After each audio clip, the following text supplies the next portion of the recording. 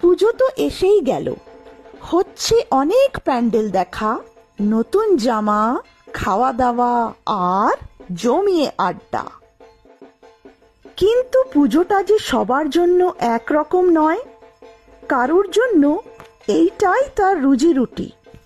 পুজো মণ্ডপে ওই যে ঢাকিগুলো, তাদের হয়তো সারা বছর অপেক্ষার পর এই একটা উৎসব অর্থ উপার্জনের সুযোগ করে দেয়।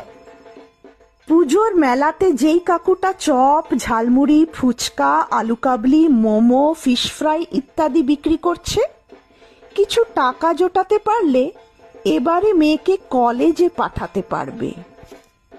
প্যান্ডেলে প্যান্ডেলে লাইভ শোতে যারা মুখোশ পরে হাতি, ঘোড়া, পাখি, জোকার সেজে আমাদের মুখে হাসি ফোটাচ্ছে, হয়তো টাকার বিনিময়ে নিজের চোখের জল ঢেকেছে, আর সেই টাকায় অসুস্থ বাবা মায়ের চিকিৎসা করাবে।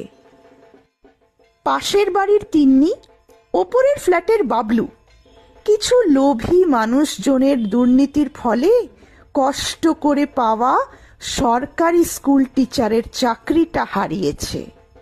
তারা আজও চাকরির অপেক্ষায়। ওই যে ছেলেটা এবারের পুজোতে আর বেরোয়নি। ওর যে চাকরি নেই, তাই বন্ধু বান্ধব প্রিয়জন সব হারিয়েছে।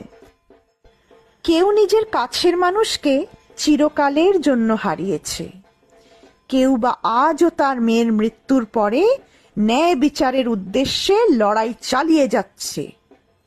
পুজোটা কারুর জন্য উৎসব, কারুর জন্য রুজি রুটি, কারুর জন্য আবার লড়াই চালিয়ে যাওয়ার আর প্রতিবাদের মঞ্চ।